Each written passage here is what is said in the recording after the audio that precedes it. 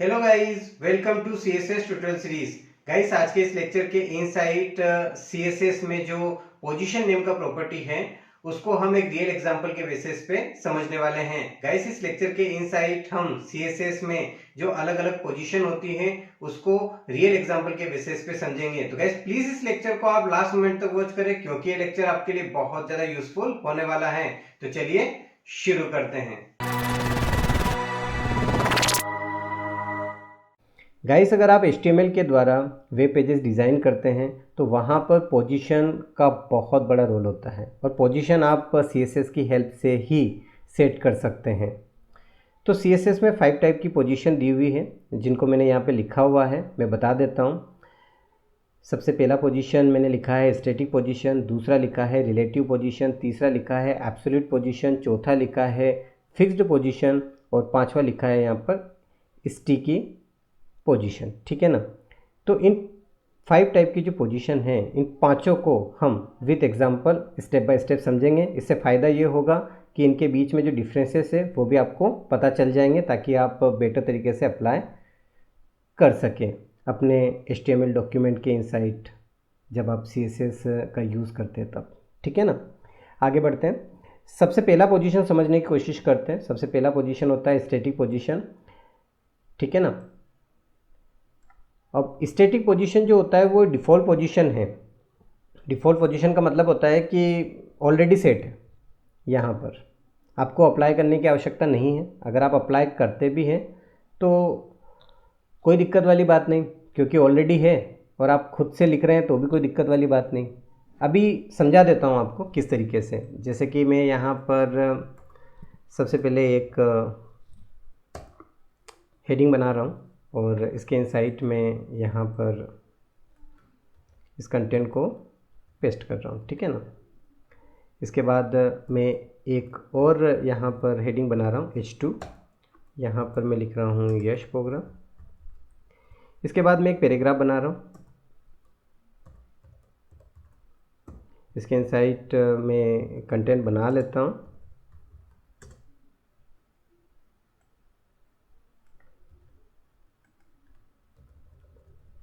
तो ये पैराग्राफ भी रेडी हो गया।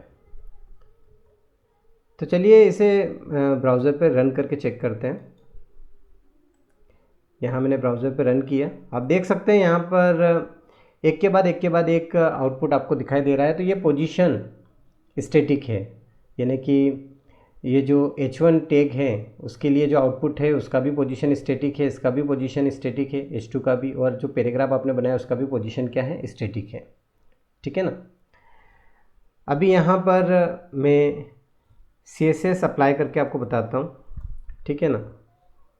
मैं यहाँ पर CSS अप्लाई करने के लिए हेड सेक्शन के इनसाइड स्टाइल टैग का यूज़ कर रहा हूँ। किसके ऊपर मैं अप्लाई करना चाहता हूँ, H2 के ऊपर अप्लाई करना चाहता हूँ। ठीक है ना। आप CSS की हेल्प से HTML के हर एलिमेंट को पोजीशन दे सकते हैं, उसको अपने मनचाहे तरीके से अरेंज कर सकते हैं। ठीक है ना। तो अभी यहाँ पर डिफ़ॉल्ट पोजीशन जो है वो स्टैटिक है और मैं स्टैटिक ही दे रहा हूँ। ठीक है ना, ताकि आपको समझ में आए। यहाँ पर मैंने स्टैटिक दिया, देखिए कोई चेंज नहीं हुआ है यहाँ पर। ठीक है ना। इसके ऊपर मैं जो CSS अप्लाई कर रहा हूँ, जैसा मैं CSS अप्लाई करूँगा वैसा अप्लाई यहाँ पर हो जाएगा। ठीक है ना। जैसे नॉर्मल वे में आप करते आए हो, यानी अगर इसको बॉर्डर देना चाहते हो तो आप क्या करते हो, आप बॉर्डर प्रॉपर्टी का यूज़ करते हो। आप इसको 2 पिक्सल सॉलिड बनाना चाहते हो और साथ में कलर भी देना चाहते हो, तो 2 पिक्सल सॉलिड और कलर कौन सा, रेड देना चाहते हो तो आप इसे लिखेंगे 2 पिक्सल सॉलिड रेड। ठीक है ना। देखिए रीलोड करके बताते हैं आपको, यहाँ पर इस तरीके से दिखाई दे रहा है। ठीक है ना। अब इसका विड्थ कम करना चाहते हैं तो कर सकते हो। यहाँ विड्थ नेम का प्रॉपर्टी यूज़ करेंगे। कितना विड्थ रखना चाहते हैं, 200 पिक्सल रखना चाहते हैं तो 200 पिक्सल हो जाएगा। ये हेडिंग का हो रहा है, बॉर्डर का नहीं हो रहा है। हेडिंग कम हो रही है तो इसका जो बॉर्डर है अपने आप कम हो रहा है। जो हेडिंग है उसका डिफ़ॉल्ट विड्थ जो होता है वो 100% होता है। अभी आप जितना कम करेंगे उतना कम हो जाएगा। ठीक है ना। अब मैं आपको यहाँ बताता हूँ कि अगर मैं ये पोजीशन नहीं भी देता, ठीक है ना, मैं आपको यहाँ से इसको कट कर देता हूँ, सेव करता हूँ, तब भी यही आउटपुट आपको दिखाई देता। तो इसका मतलब ये है कि यहाँ पर जो पोजीशन सेट है वो स्टैटिक है। ठीक है ना। डिफ़ॉल्ट पोजीशन स्टैटिक ही होती है। अब यहाँ पर मैं चेंजेस करना चाहता हूँ, ठीक है ना। तो मैं यहाँ पर जो पोजीशन है वो चेंज करूँगा। मैं पोजीशन यहाँ पर रिलेटिव करना चाहता हूँ। मैंने यहाँ रिलेटिव किया, अभी भी आपको आउटपुट वैसा ही दिखेगा, लेकिन यहाँ पर चेंजेस कर सकते हैं। क्या चेंजेस कर सकते हैं बताता हूँ अभी आपको मैं।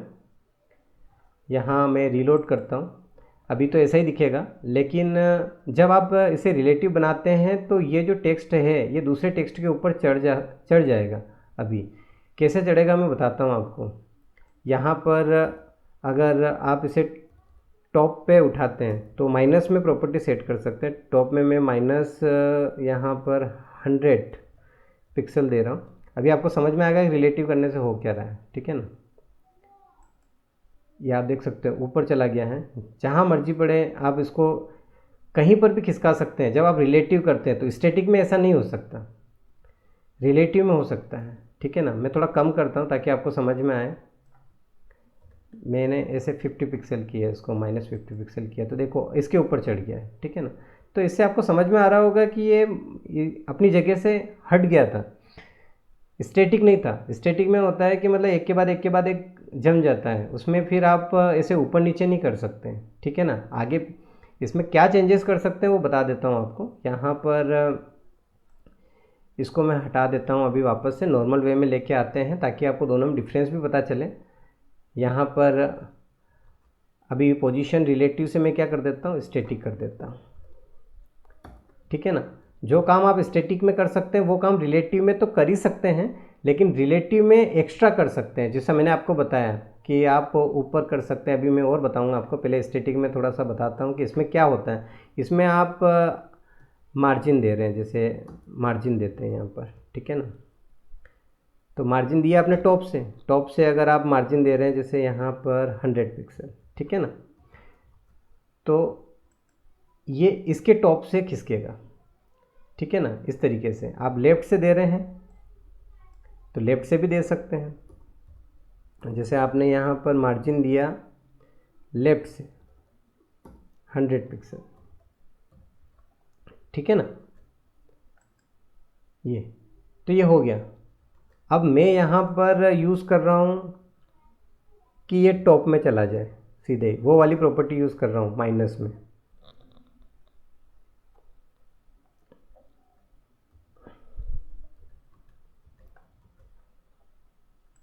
तो आप देख सकते हैं कि कोई इफेक्ट यहाँ पे हुआ नहीं है, यानी कि आप एक दूसरे से इसको खिसका पा रहे हैं यहाँ पर, लेकिन अपनी जगह से ही। यहाँ पर यहाँ बीच में कितना स्पेस आ रहा है, यानी कि वो कंटेंट अपनी जगह से नहीं हटा है, नीचे वाला जो कंटेंट है वो अपनी जगह से नहीं हटा है। बस ये जिसमें चेंजेस कर रहे हो ना वो उसमें चेंजेस हो रहा है, बीच में स्पेस आपको दिख रहा है। तो यहाँ पर आप देख सकते हैं कि स्टैटिक और रिलेटिव में क्या डिफरेंस है। जैसे ही मैं यहाँ पर पोजीशन स्टैटिक हटाकर क्या कर दूंगा, रिलेटिव कर दूंगा, ठीक है ना। तो रिलेटिव करने से क्या होगा कि मार्जिन मैंने दिया, ये भी काम करेगा, ये भी काम करेगा और ये भी काम करेगा, ये सब काम करते हैं यहाँ पर, ठीक है ना। जो भी आप दोगे सब काम करेंगे, ये आप देख सकते हैं यहाँ पर। अभी मैं यहाँ पर ऑलरेडी 100 तो दिया हुआ है, तो मैं इसको हटा देता हूँ, ठीक है ना। अब देखो ये ऊपर चला गया है, ठीक है ना, समझ में आ रहा है आपको।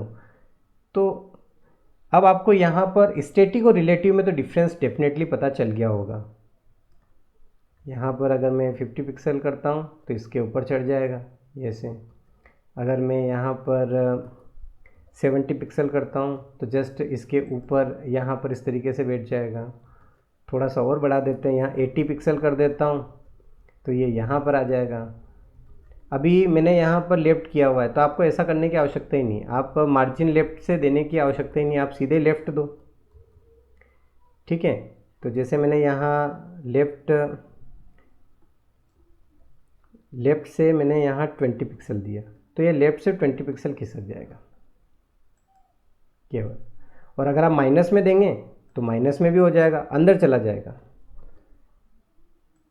ये इस तरीके से। तो जैसा चाहे वैसा सेट कर सकते हैं आप रिलेटिव में। तो अब आपको स्टैटिक और रिलेटिव में तो डेफिनेटली डिफरेंस पता चल गया होगा, बहुत अच्छे से आप यूज़ भी कर पाएंगे, ऐसा मेरा मानना है, ठीक है ना। अब आप यहाँ पर समझें एब्सोल्यूट को, कि एब्सोल्यूट का क्या मतलब होता है।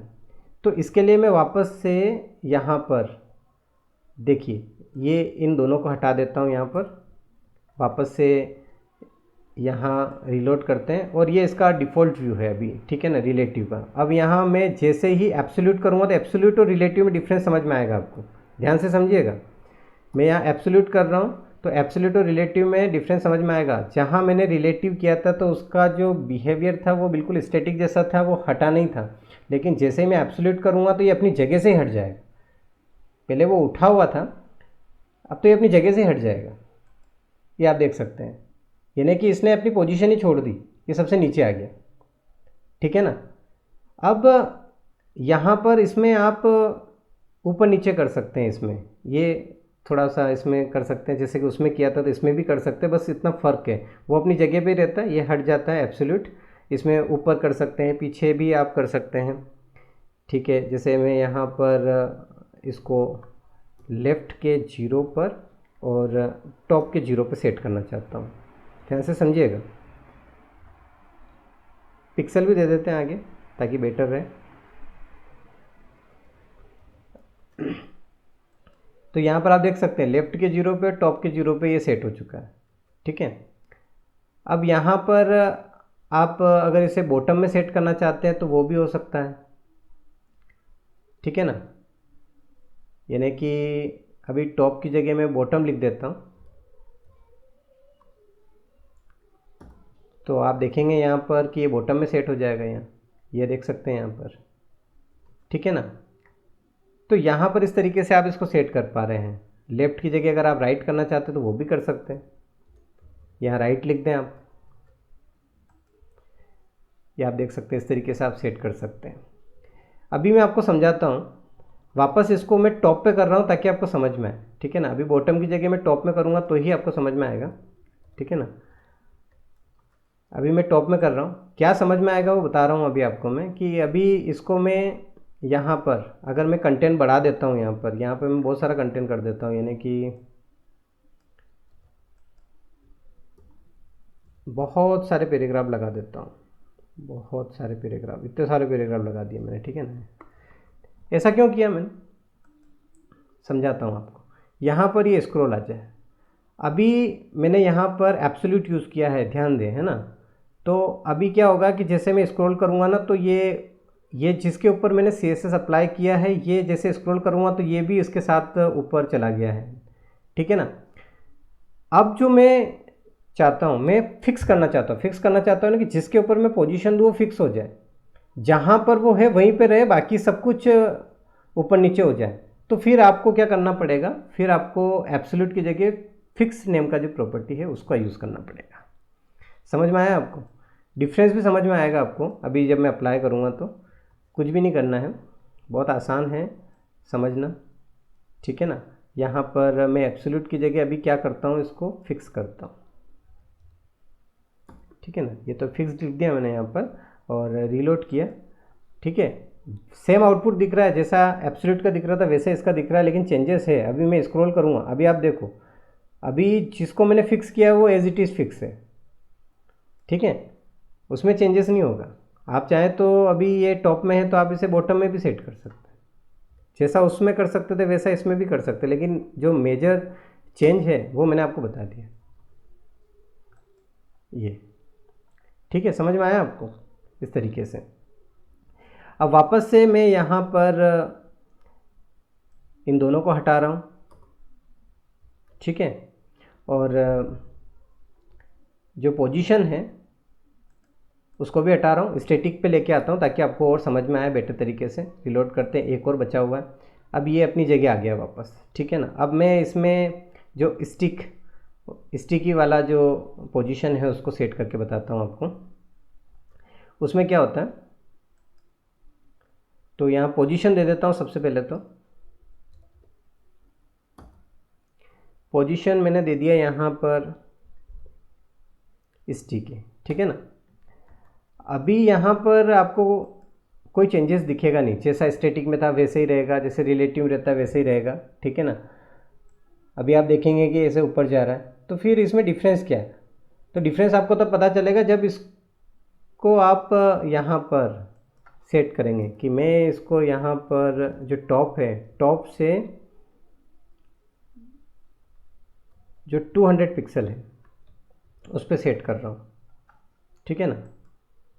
अब ये यहाँ सेट हो गया। अब आप देखिए ये जहाँ मैं सेट कर रहा हूँ वहीं पर ये हो चुका है, ठीक है ना। ये अब ऊपर नीचे नहीं होगा, आप देख रहे हैं इसको। इस तरीके से मैं 100 पे कर देता हूँ वापस से, ताकि आपको थोड़ा बेटर दिखाई दे।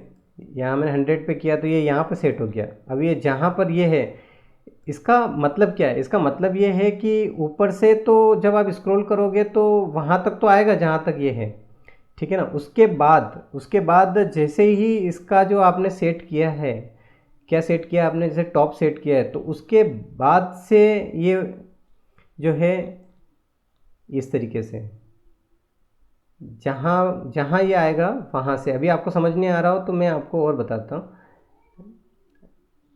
यहाँ पर एक काम करते हैं कि जो पैराग्राफ है, तो कुछ पैराग्राफ में कॉपी करके ऊपर यहाँ पर पेस्ट कर देता हूँ ताकि आपको इसका कॉन्सेप्ट समझ में आए। बेसिकली इसका यूज़ हेड सेक्शन के लिए करते हैं, हेडर के लिए करते हैं। जो हेडर बनाते हैं हम, जो बॉडी का हेड सेक्शन है उसकी बात कर रहा हूँ। हेडर जो हम बनाते हैं या जो नेव बार बनाते हैं जिसमें मेन्यूज़ रहते हैं, उसके लिए इसका यूज़ ज़्यादा किया जाता है, ठीक है ना। तो मैंने इतने सारे पैराग्राफ जो है यहाँ पे कॉपी कर लिए हैं। कंफ्यूज नहीं होना है, वैसे तो समझ में आ गया होगा लेकिन और बेटर तरीके से समझ में आएगा, क्योंकि यहाँ आपको समझना है कि जो फिक्स्ड और स्टिकी इन दोनों में क्या डिफरेंस है, ठीक है ना। मैं इसके ऊपर भी पैराग्राफ लगा रहा हूँ। यहाँ पर रीलोड करते हैं, ठीक है। और अब ये यहाँ पर है, तो अब आप देखो फिक्स्ड में क्या होता है कि जहाँ फिक्स किया वहाँ पर है, और वहाँ पर टॉप से फिक्स किया। अब मैं इसको स्क्रॉल करके नीचे ला रहा हूँ, नीचे ला रहा हूँ, नीचे ला रहा हूँ। अब ये यहाँ पर आया, अभी देखना यहाँ टॉप से जैसे ही अभी यहाँ 100 होगा, उसके बाद से फिर ये फिक्स हो जाएगा। तो इसका मतलब आपको समझ में आ गया होगा कि ये है स्टिकी पोजीशन, ठीक है ना।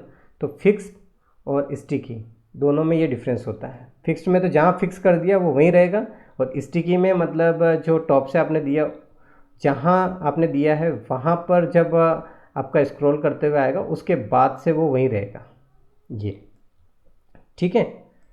तो गाइस आज के इस लेक्चर के इनसाइट हमने CSS में जो पोजीशन प्रॉपर्टी होती है उसको विथ एग्जांपल समझा। आई होप कि आपको ये लेक्चर बहुत अच्छे से समझ में आया होगा। मिलते हैं नेक्स्ट लेक्चर में, तब तक के लिए बाय बाय।